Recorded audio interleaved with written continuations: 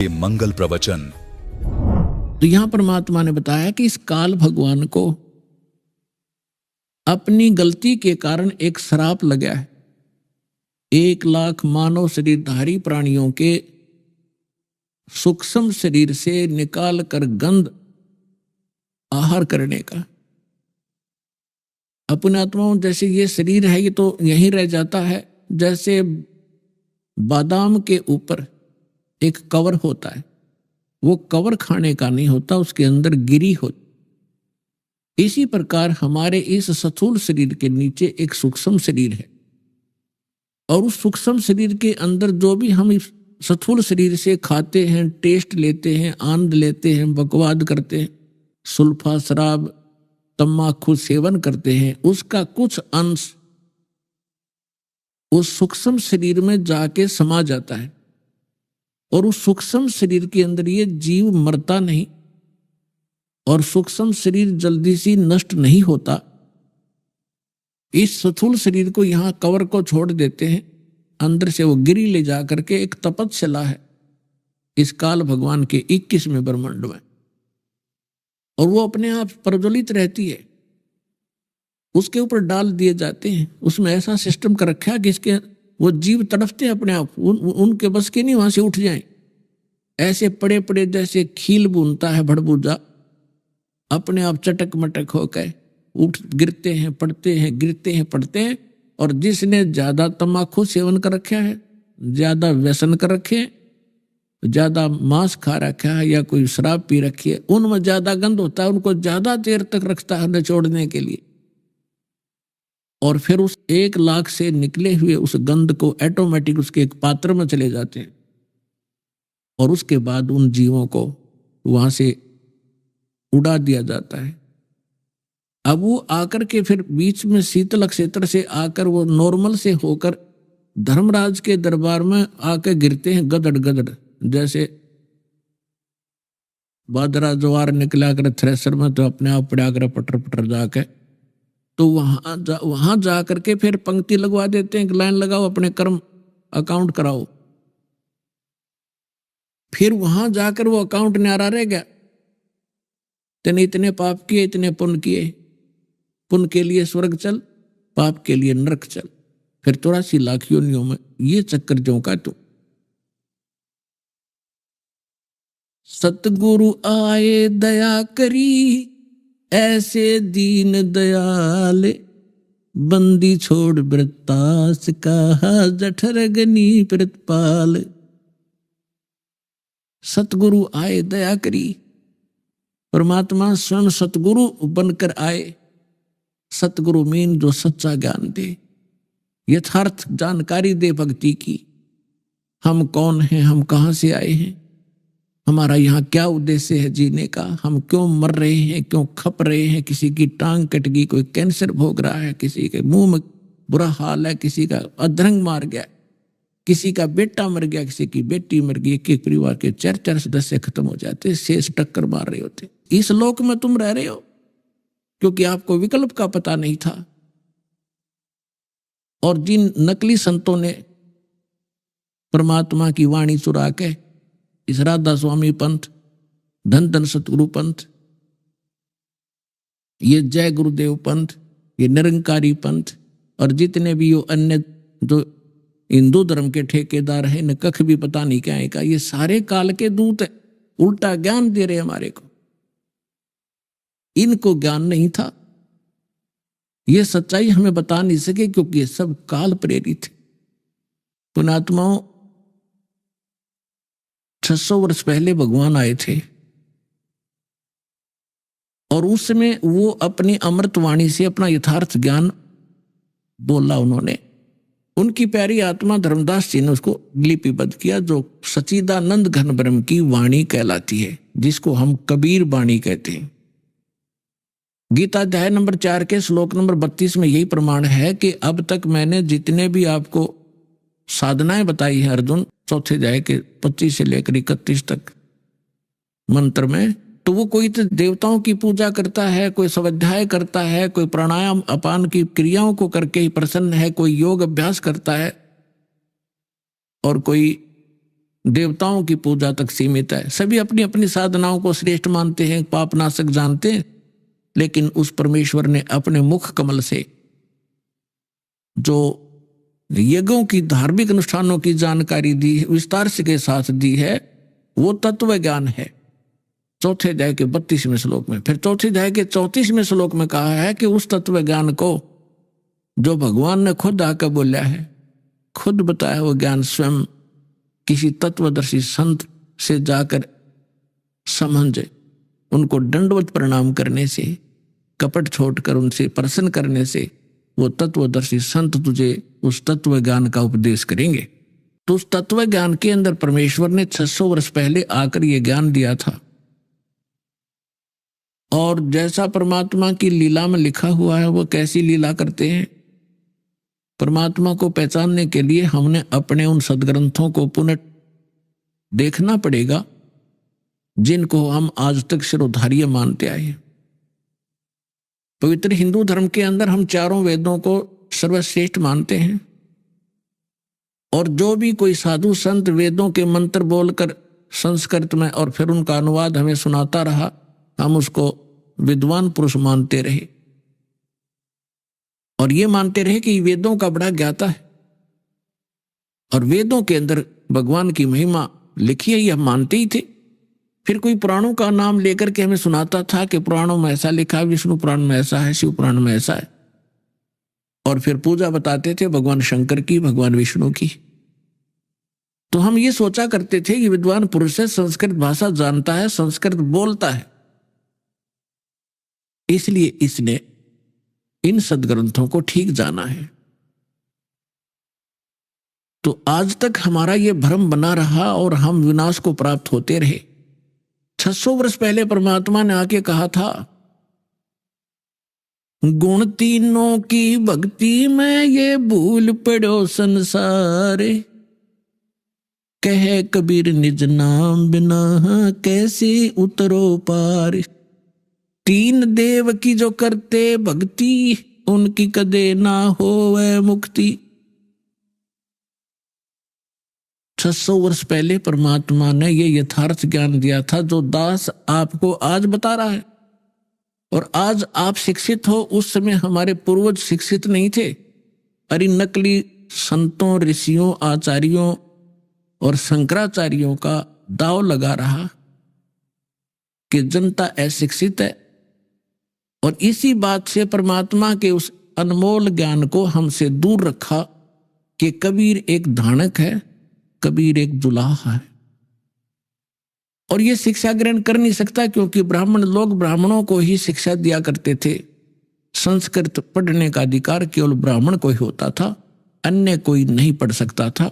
जिस समय परमात्मा ये ज्ञान सुनाया करते थे, उस समय ऐसा प्रतिबंध था। यह भी एक कथा सुनाता हूं आपको, बीच में एक उदाहरण देता हूं, याद आ गया।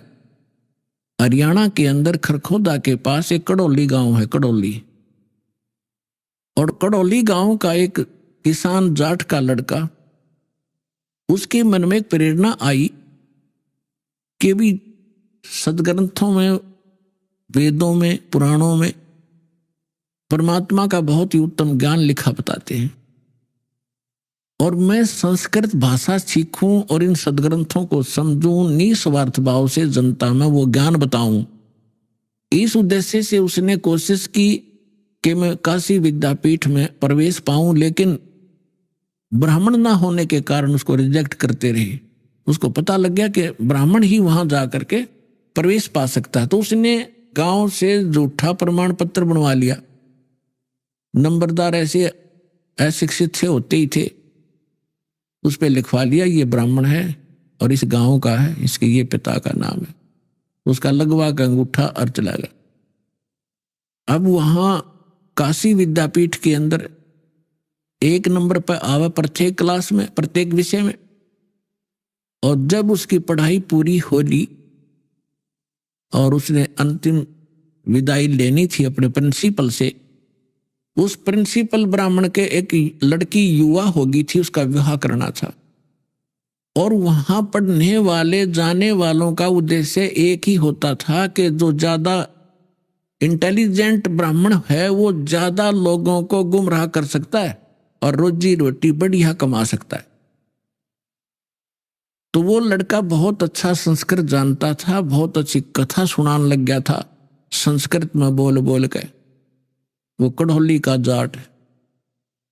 तो उस प्रिंसिपल ने सोचा कि इससे बढ़िया लड़का होनहार नहीं और खूब दुनिया ने ठग सकता है, खूब दुनिया को मूर्ख बना सकता है, बढ़िया प्रवचन करता है, सुरीली आवाज है, बड़ा बेखटक बालक है। लड़के ने कहा गुरुदेव आशीर्वाद दो आपके बच्चे को और सफल हूं मैं अपने फील्ड में। तब उस प्रिंसिपल ने कहा कि भाई मुझे कोई गुरु दक्षिणा नहीं देगा तू, मांगो गुरुजी, मांगो जो आप कहोगे, ऐसे नहीं भाई, वचनबद्ध हो। कहा जी हो गया वचनबद्ध कि मैं अपनी लड़की का रिश्ता आपसे करना चाहता हूं। अब वो फंस गया धर्म संकट में कि मैं जाट लिए ब्राह्मण की लड़की, उसमें जात पात बहुत घनी हुआ करती, बाद में पता चल लेगा पंचायत होंगी, घनी दुखी कर देंगे ये लोग मुझे। तो उसने साची बतानी पड़ेगी कि गुरुदेव मैं एक बात बताना चाहता हूं जो मैंने आज तक छुपा रखी थी। तक बता भाई। उसने सारी कहानी बता दी कि मैं संस्कृत पढ़ना चाहूं था और मुझे कहीं से कोई सोर्स नहीं मिला संस्कृत पढ़ने का, इसलिए मैंने झूठा प्रमाण पत्र ला रखा, मैं ब्राह्मण नहीं हूं, मैं पंडित नहीं हूं, मैं जाट हूं। इससे वो पंडित जी नाराज हो गए प्रिंसिपल और उसको श्राप दे दिया कि तेरे को ये ताप लगेगा, तूने ब्राह्मण की आत्मा दुखाई है और तूने झूठ बोला है, और कसम खा, प्रतिज्ञा कर। कज बोलो क्या कर ली प्रतिज्ञा कि संस्कृत भाषा में कोई लिटरेचर नहीं लिखेगा, संस्कृत भाषा को पढ़ेगा नहीं आज के बाद, ना कोई प्रवचन करेगा। उसने कहा जी जो आपकी आज्ञा, प्रतिज्ञा करता हूं।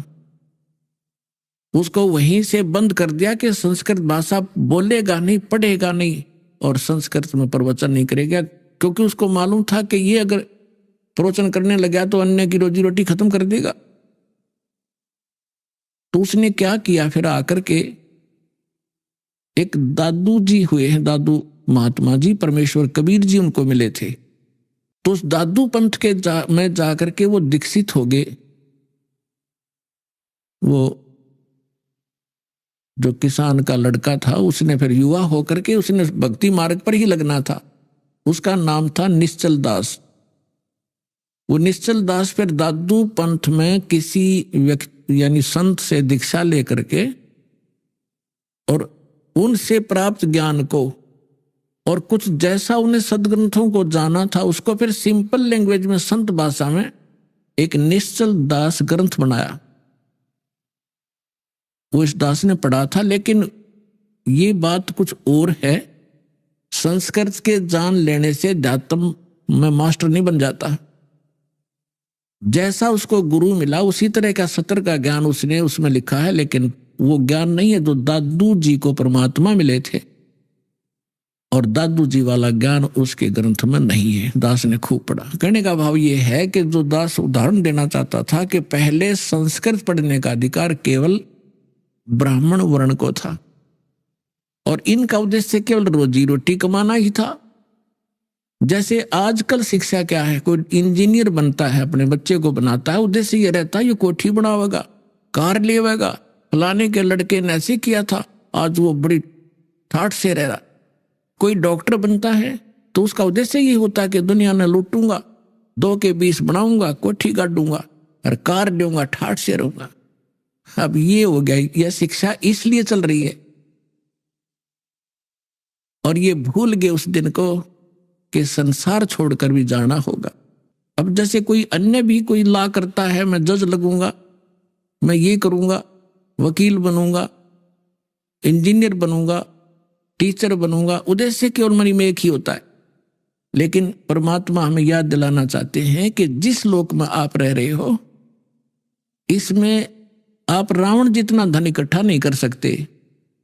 सर्व सोने की लंका थी वो रावण से रणधीरम, एक पलक में राज बिराजी, जम के पड़े जंजीरम।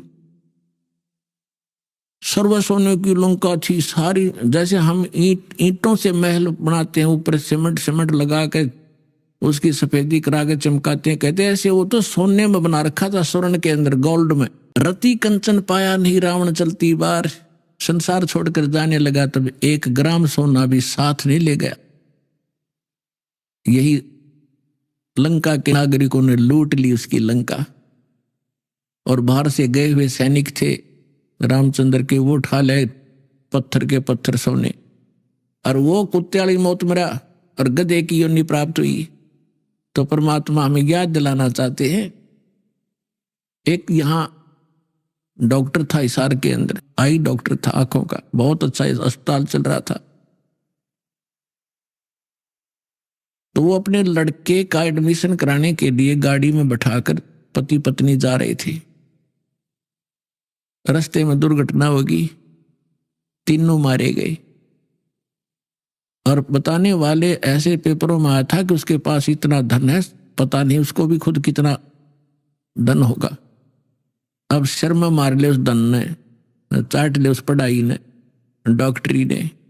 आपकी तकत आपने क्या घूम रहा होगा, पैसे दुनिया लूट लेगी, उसके रिश्ते रिलेटिव ले जाएंगे उसने, और आप पाप से लद कर चला गया। पुण्यात्माओं, भक्ति मार्ग को सफल करने के लिए हमने प्रत्येक मर्यादा का ध्यान रखना पड़ेगा। आपको इनके गुण अवगुण बताए जाते हैं ताकि आप अपनी इस भक्ति को सफल कर सके, मार ना खा जाए। बीच बीच में ये एग्जाम्पल देने पड़ते हैं, सत्संग उद्देश्य कुछ और है, उसको बाद में छेड़ेंगे। ये आपने ब्याज नहीं लेना, जैसे हम बताते हैं आपको, ब्याज नहीं लेना आपने, क्योंकि ये बहुत बड़ा पाप है। जो भगवान ने मना किया है तो मना ही होना चाहिए। आप मदद करना चाहते हो वैसे कर दो। और फिर हम किस लिए धन इकट्ठा करते हैं? हम करते हैं कोठी बंगले बनाने के लिए और ब्याह शादी में बकवाद रचाने के लिए। ये बकवाद भक्ति में नहीं चलेंगी। यदि आपने परमात्मा पाना है और यहाँ से सुख लेना है, ये जीवन सुख में ठीक ढंग से अपने व्यतीत करना है, तो जो दास मर्यादा बताता है ये गॉड गिवन है, और इनके अनुसार चलोगे तो आप सफल हो जाओगे, यहाँ भी सुखी रहोगे और फिर सतलोक चले जाएंगे, सदा के लिए पीछा छूटे इस गंदे लोक से।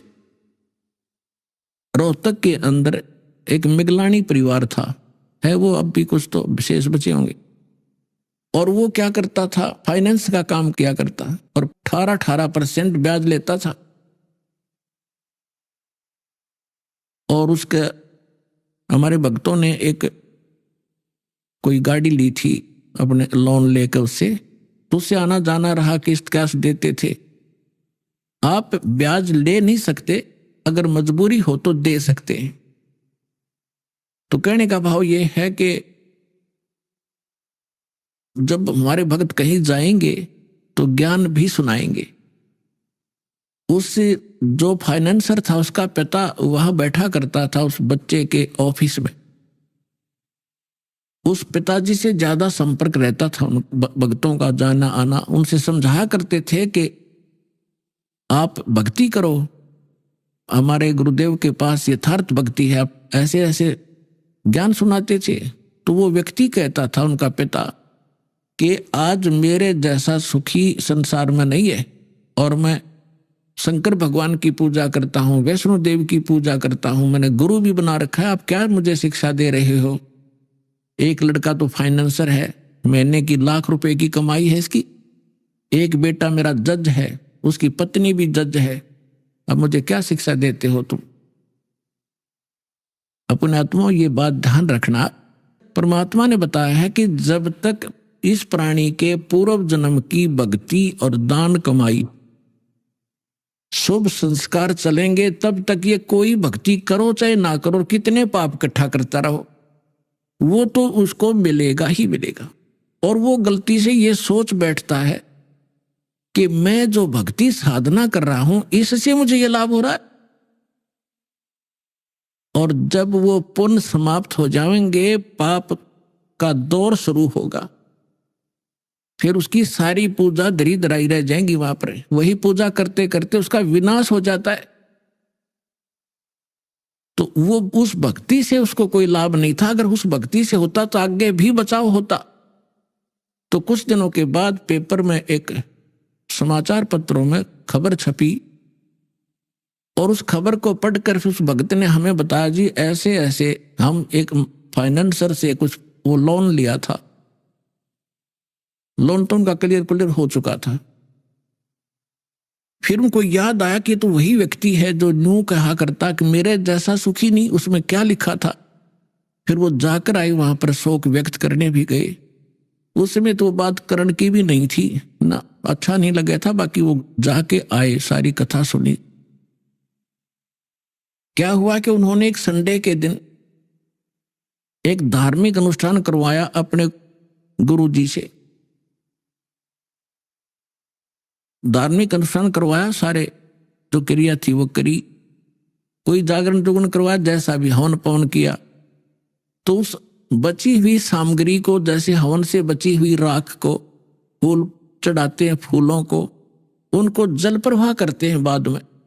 तो वो दोनों भाई फाइनेंसर और वो जज, उन दोनों को गाड़ी में बैठकर विसर्जन करने गए थे।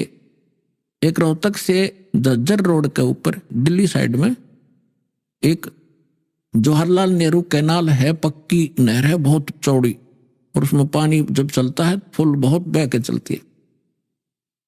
साथ में ड्राइवर था।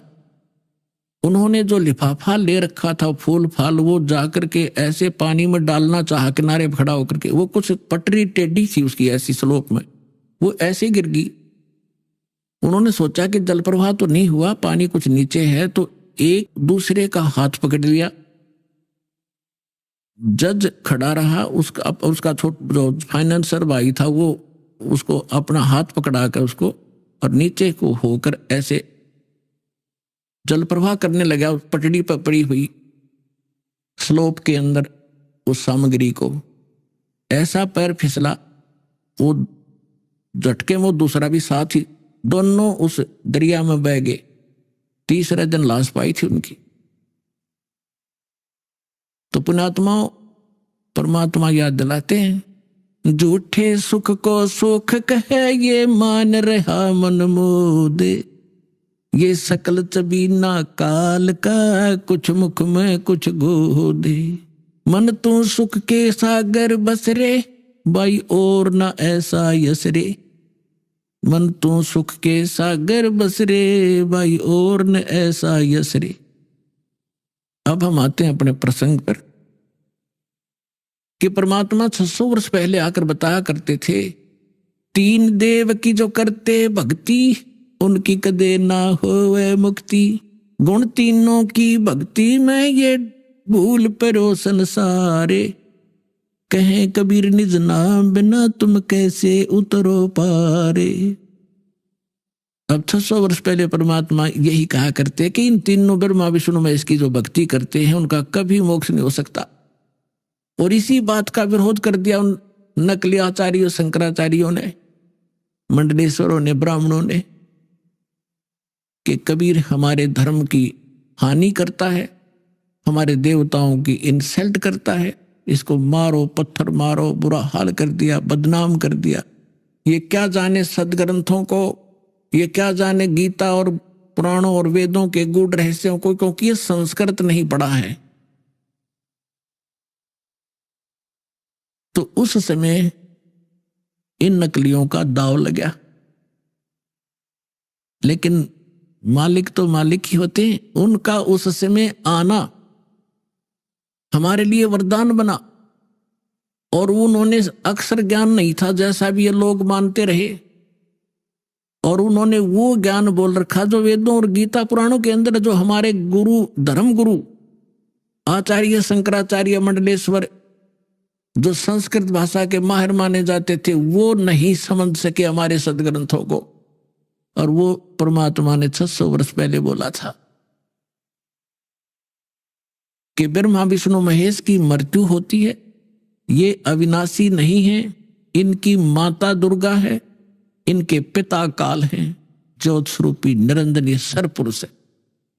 लेकिन उस समय हमारे तक ये ज्ञान नहीं आने दिया गया और इसको दबा दिया गया, कबीर साहब को बदनाम किया गया। वो धानक था, जुलाहा था, वो क्या जाने सदग्रंथों के बारे में। अपने आत्माओं परमात्मा कच्चे काम नहीं करते, समर्थ होते। यदि उस समय भगवान नहीं आए होते तो आज हम कैसे पहचानते भगवान कैसा होता है। उस समय जो लीला कबीर परमेश्वर ने की, और वो और वेद बताते हैं कि ऐसी लीला भगवान करता है, और उन जैसी लीला आज तक जिनको हम भगवान माना करते थे उनकी हिस्ट्री में, उनकी जीवनी में नहीं है। तो जो वेद बताते हैं परमात्मा की डेफिनेशन, और वेद बताते हैं परमात्मा की महिमा, और वो अगर किसी की लीला में मिलती है तो who is God, he is God. तो कौन है वो परमात्मा?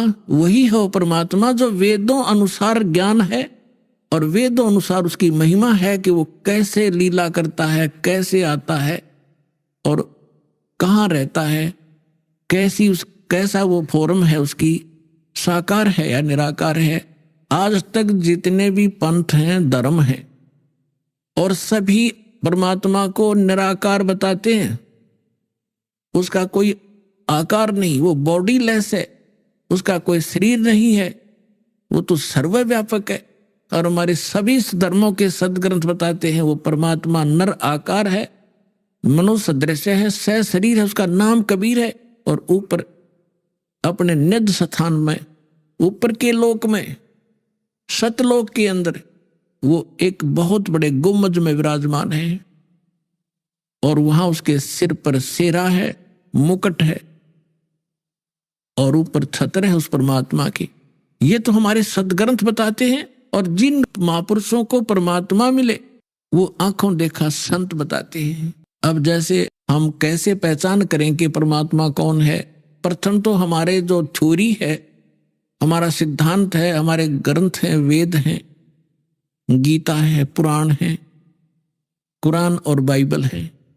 इनके अंदर जो भगवान की महिमा गाई गई है वो परमात्मा के विषय में कही गई, और जो परमात्मा में वो गुण पूरे हैं तो वो परमात्मा है। ये तो हमारी थ्योरी हुई। और फिर जिनको साक्षात्कार हुआ भगवान का, जिन्होंने भगवान को पाया, उन महापुरुषों ने फिर अपने एफिडेविट दे रखे अपनी अमृतवाणी में। किस किस को मिला? आदरणीय धर्मदास साहिब जी को परमात्मा आकर मिले। ऋग्वेद मंडल नंबर 9 और सूक्त नंबर 86 के मंत्र 26 और 27 में, ऋग्वेद मंडल नंबर 9 सूक्त 82 मंत्र 1, 2, 3 में, ऋग्वेद मंडल नंबर 9 सूक्त 96 के 96 के मंत्र 16 से लेकर 20 में, ऋग्वेद मंडल नंबर 9 सूक्त 20 मंत्र 1 में, ऋग्वेद मंडल नंबर 9 सूक्त 54 मंत्र 3 में, ऋग्वेद मंडल नंबर 9 सूक्त 94 मंत्र 1 में, ऋग्वेद मंडल नंबर 9 सूक्त 95 मंत्र 2 में, ऋग्वेद मंडल नंबर 9 सूक्त 67 और मंत्र नंबर 26 में, ऋग्वेद मंडल नंबर 9 और सूक्त 1 मंत्र 8 और 9 में। इनके अंदर क्या वर्णन है? एक सबका सामूहिक बताता है दास। इनमें वर्णन है कि वो पूर्ण परमात्मा सबका सर्व उत्पादक यानी सबका जनक, सब ब्रह्मांडों का रचनहार, ऊपर के लोक में, सतलोक में वहां रहता है, एक ऊंचे से स्थान पर, एक बहुत बड़े गुम्बज के अंदर। वहां वो देखने में राजा के तुल्य है। जैसे राजा के सिर पे मुकुट होता है, उसमें बहुत सुंदर झलक होती है, और सिंहासन पर विराजमान है। तख्त, तख्त माने सिंहासन।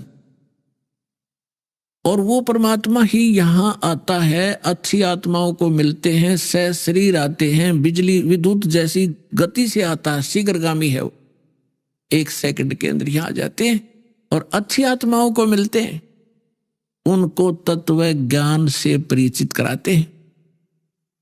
और वो परमात्मा अपने ज्ञान को, अपने द्वारा रची सृष्टि को और यथार्थ भक्ति विधि को लोकोक्तियों के माध्यम से, दोहों के माध्यम से, यानी पद्य भाग में उच्चारण करके ऊंचे स्वर में कहीं खड़ा होकर के वाणी बोलने लग जाते थे और उस परमात्मा लोकोक्तियों के माध्यम से, दोहों के माध्यम से, शब्दों के माध्यम से अपना ज्ञान देने के कारण एक प्रसिद्ध कवियों में से भी एक प्रसिद्ध कवि भी होता है, लेकिन वो भगवान होता है और कवियों की तरह आचरण करता है, घूमता फिरता है, अपने ज्ञान को देता रहता है, अच्छी आत्माओं को मिलता है, उनको सत संदेश देता है, अपने से परिचित कराता है। वो परमात्मा 3 प्रकार से हमारा धारण पोषण करता है, 3 स्थिति से। एक स्थिति में वो वहां ऊपर रहते हैं